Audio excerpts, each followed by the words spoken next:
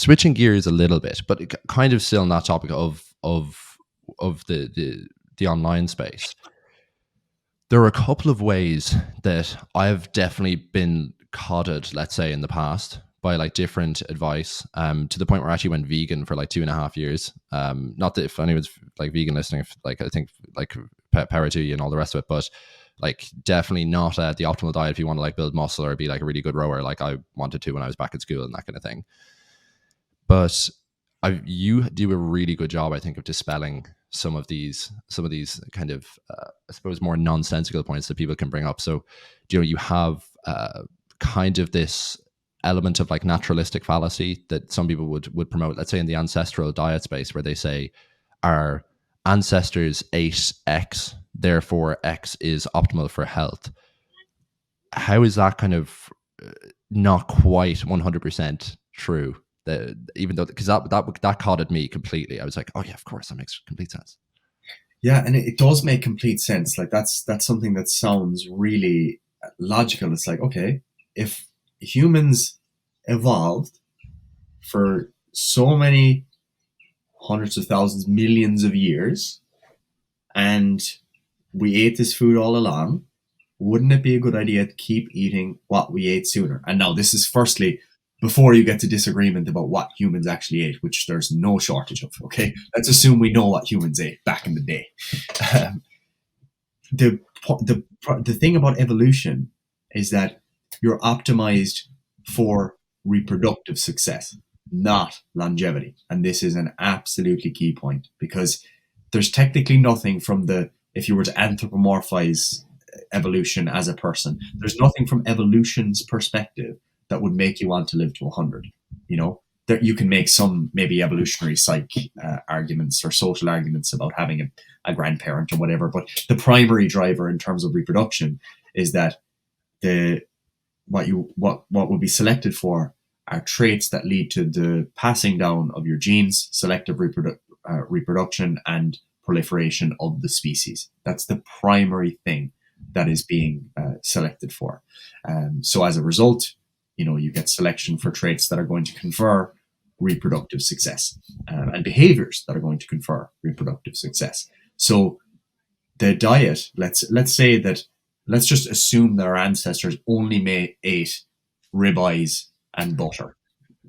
They didn't, but let's go with that. Okay. In that case, there's not necessarily a massive like reproductive disadvantage with that diet, but there might be a longevity disadvantage. For example, if someone has elevated LDL cholesterol for many, many years, or they have an increased risk of bowel cancer, let's just use those two examples. Those two things are going to lead to disease and events and potentially death, generally between the 6th and 8th decade of life. Okay. So it's actually generally in the post-reproductive period that people end up seeing the effects of those behaviors. It's not generally when they're in their reproductive age. So as a result, you can't just make arguments about what our ancestors ate and attach that to an argument of longevity. Okay. You could make an argument that this is a diet that is going to lead to reproductive success. Great, but that's a very low barrier of entry for the modern person. We're not just trying to get to 30 or 40 or 50. Most of the time, people are talking about trying to optimize so that they can live and thrive into their later years. And the behaviors and the diet or the use or lack thereof of medicine, they're all generally related to later decades, which are beyond reproduction. So I hope that makes sense. It does make sense. What was the law as well that we'd I'd forget the name, where you're Gandolini's law. What is it again? Brandolini's law. Brandolini's law. So you can see there with Brandolini's law, which states that it took me like fucking 5 minutes to get through. Took you to whereas you're hearing that, you're like, your ancestors ate this, bro, so you should eat it. You're like, yeah, definitely 100%, bro. Yeah, that makes total sense. But there, Brandolini's law coming in, where to refute that, it takes such an upward battle there. But another one that's sort of adjacent to that is did I see someone on Instagram say that the brain is comprised of cholesterol. I'm like, is your brain just goo, man? Is your brain's just made of egg yolks, man? But it was like but basically saying, yeah, like your keto people, they're like, the brain's made of cholesterol. As a result, you want to use fat as the brain's fuel source. What's wrong about that one? This is a funny one, because it's actually one that they can say in one sentence, and it genuinely takes like 15 minutes and loads of citations to wipe out. No. Which is, so the claim is just your brain is made of cholesterol. Therefore, if you want a powerful brain, you need to have high cholesterol, or you need to eat loads of cholesterol. It comes in two variants.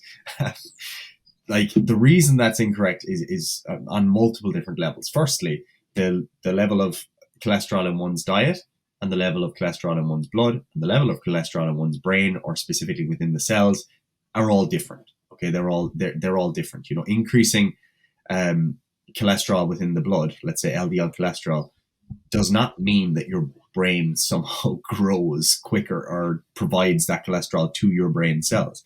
The cells within the body have the ability to create their own cholesterol. And that's a really important point, is that it's able to create its own cholesterol from non-cholesterol molecules. We don't actually require cholesterol in the diet in order to get or create our own cholesterol. So that's kind of the first point, is we can make our own cholesterol in our cells. Secondly, the cholesterol that we eat is not necessarily the cholesterol that ends up in those specific cells.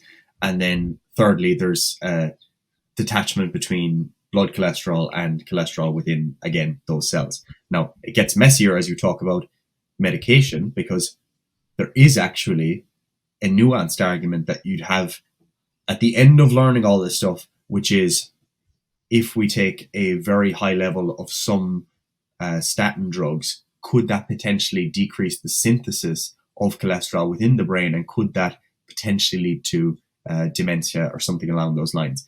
They're like really nuanced arguments that are way beyond this conversation, and are often the debate of like lipidologists and people who research Alzheimer's disease and so on. But it doesn't seem like that's actually a major concern at all. But we're not even talking about medicine here. We're talking primarily about diet. And basically, I would summarize it as, you do not need to try to increase your cholesterol to make your brain healthy. There's no evidence for that. It's ridiculous. It's just not true. How should someone like me, who is, let's say, not an expert on any of this stuff, who is just a humble lifter, a humble gym bro and jiu-jitsu guy, how can I arm myself against just bollocks essentially on the internet like that? I'd love to have almost a few razors where I'm like, okay, I can just put this through very quickly, be like, okay, this is likely incorrect because of X, Y, Z, or, you know, how can I, so for someone like myself, or someone who may be listening, it may just be a humble lifter, what could we do to make ourselves a bit more armed against just this sort of nonsense? Yeah, I think the first thing I always say to people, and I know you'd be someone that's aware of this already, but a lot of people don't do it, is slow consumption. And what I mean by that is, if you come across an idea on TikTok or Instagram Reels, 30 seconds, 60 seconds, or 90 seconds should not be enough for you to accept a new piece of knowledge that's significantly going to change how you eat, how you train, how you live. Like, maybe there might be little things like, oh, here's a tip to get more protein. Fair enough. But if it's something like groundbreaking, like you should get off medication and start eating this diet instead, that's something that should require like an extensive conversation with someone that knows this about your specific disease, about why you're on those medications, about your blood work, and so on.